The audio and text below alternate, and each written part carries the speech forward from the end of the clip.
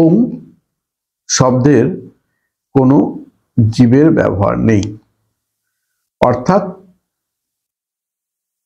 মুনি ঋষিরা বলে গেছে যথা জীব তথা শিব, অর্থাৎ যেদিকে দেখিবে ছাই উড়াইয়া দেখো তাই, পাইলেও পাইতে পারো অমূল্য রতন। এত কথা বললাম, এর পেছনে কারণ হচ্ছে সামনেই শিবরাত্রি বা শিবের উপচার করলে কোন রাশি কিভাবে করলে ভালো ফল পেতে পারেন বা মনোবাসনা বা মনস্কামনা পূর্ণ হতে পারে। কথা বাড়াবো না, বন্ধুরা ওয়েট করছে শোনার জন্য। প্রথমে বলবো মীন রাশি বা লগ্ন যদি হয় তাহলে কি করতে হবে না, আপনি হলুদ, কাঁচা হলুদ শিবের লিঙ্গের ওপর অর্পণ করবেন, সঙ্গে একটু মধু আর হলুদ বস্ত্র পরে শিবকে আরাধনা করবেন। অবশ্যই যখন শিবের ওম জপ করবেন যেন শব্দটা নাভি থেকে আসে। যেমন দেখুন আমি একটু দেখাই, ও একদম নাভি থেকে যেন শব্দটা উঠে আসে। জপ করুন, আপনার মনস্কামনা আপনি ডাকুন, অবশ্যই পূর্ণ হবে। দ্বিতীয় রাশি বা লগ্ন আসবো, সেটা হচ্ছে কুম্ভ রাশি বা কুম্ভ লগ্নের কি করতে হবে না, আমরা আগে মা কাকিমারা নীল ইউজ করতো, নীল, আবার শিবকে নীলকণ্ঠ বলা হয়।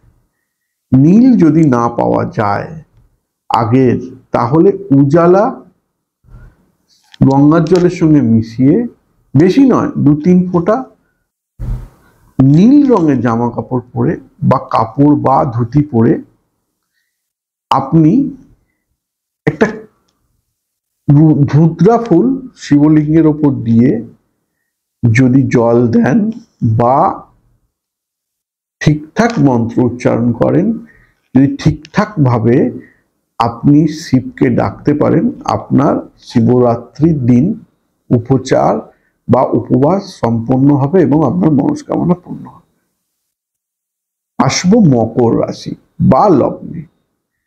কি করবেন, আপনি নীল রঙের ধুতি পরবেন, যদি মহিলা হয় তাহলে, যদি শাড়ি পরেন তাহলে নীল রঙের শাড়ি পরবেন, লাল কালারের ব্লাউজ বা উপরে যেটা পরে সেটা পরবেন, গঙ্গার জলের সঙ্গে কালো তিল আর 4 ফোঁটা সর্ষের তেল মেশাবেন, মিশিয়ে শিবলিঙ্গের ওপর চড়াবেন বা শিবের আরাধনা করবেন। উত্তর দিকে মুখ করে দেখুন আপনি যে মনস্কামনা নিয়ে শিবকে ডাকছেন সেই মনস্কামনা পূর্ণ হবে।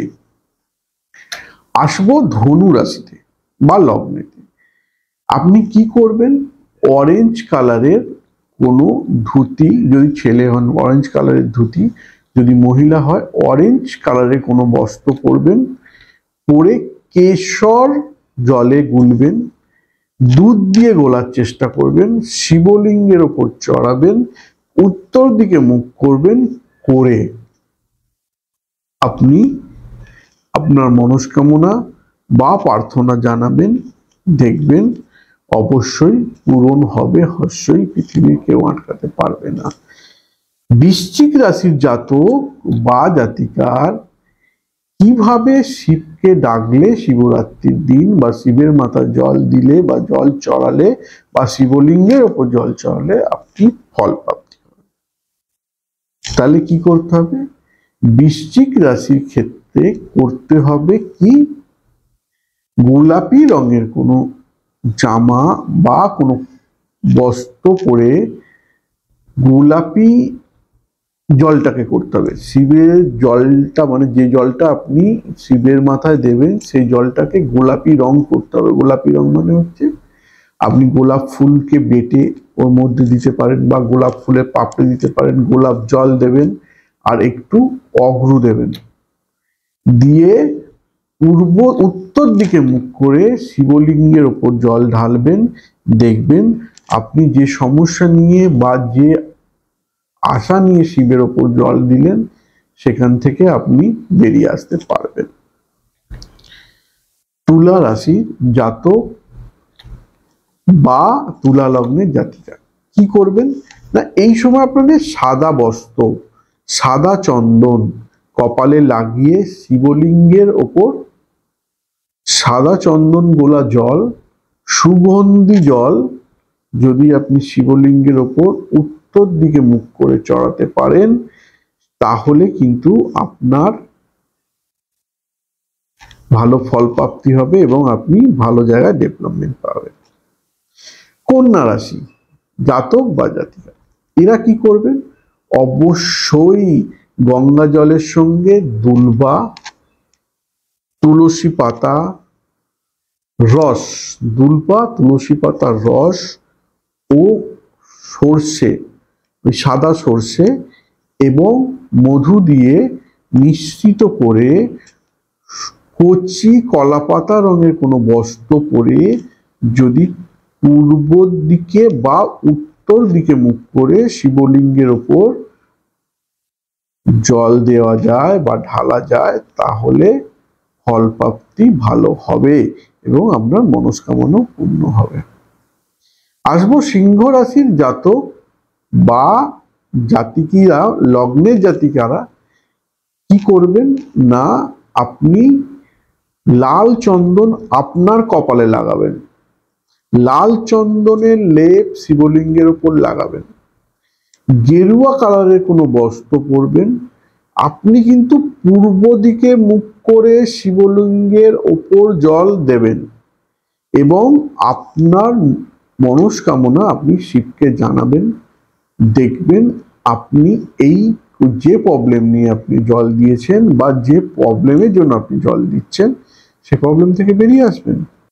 কর্কট রাশির জাতক বা লগ্নের জাতিকারা কি করবেন, অবশ্যই দুধ, মধু এবং সাদা বস্ত্র পড়তে হবে। দুধ, মধু মিশ্রিত জল একটু মিশিয়ে শিবলিঙ্গের ওপর দেবেন, অবশ্যই উত্তর দিকে মুখ করে দেবেন। দেখুন আপনার যত বড়ই প্রবলেম থাকুক না কেন, যে উদ্দেশ্য নিয়ে আপনি শিবলিঙ্গের ওপর দেবেন সেখান থেকে বেরিয়ে আসবেন। মিথুন লগ্নের জাতক বা মিথুন রাশির জাতক কি করবেন, শিবরাত্রির দিন আপনি করবেন বেলপাতা নেবেন, বেলপাতার সঙ্গে ধুতরা ফুল, ঠিক বেলপাতাটা তিনটে এরকম হবে, ধুতরা ফুলটা এরকম হবে, দুটোকে একটা সাদা সুতো দিয়ে বাঁধবেন, ওর মধ্যে আর্ধেক দিকে লাল চন্দন আর্ধেক দিকে সাদা চন্দন লাগাবেন, লাগিয়ে আপনার কপালের একদিকে সাদা চন্দন একদিকে লাল চন্দন লাগিয়ে মধ্যিখানে লাল টিপ দেবেন, দিয়ে আপনি শিবলিঙ্গের ওপর চড়াবেন এবং দুলবা, মধু, সরষা মির্চি মিশ্রিত জল যদি আপনি শিবলিঙ্গের ওপর চড়াতে পারেন ওই দিন, দেখবেন আপনার যে কোনো মনোবাসনা পূর্ণ হতে পারে।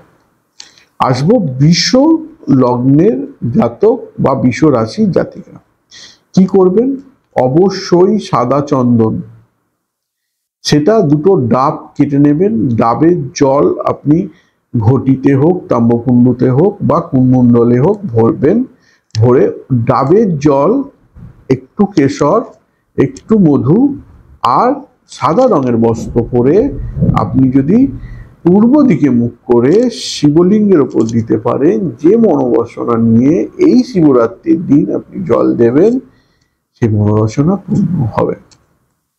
আসবো মেষ রাশির বা মেষ লগ্নের জাতক বা জাতিকার শিবরাত্রির দিন কি করলে মনস্কামনা পূর্ণ হবে। উত্তর দিকে মুখ করতে হবে, শিবের আরাধনা করতে হবে বা শিবের মন্ত্র জপ করতে হবে 108 বার, লাল চন্দন দিয়ে শিবলিঙ্গের ওপর লেপ লাগাতে হবে, দিয়ে একটা লাল বা লাল জাতীয় কোনো বস্ত্র পরতে হবে, পরে শিবলিঙ্গের ওপর বেলপাতা, আকন্দ ফুল আর ধুতরা ফুল এইগুলো চাপ দিতে হবে শিবলিঙ্গের ওপর। একটা বেল শিবের মাথায় 7 বার ঘুরিয়ে পাশে রেখে দিতে হবে।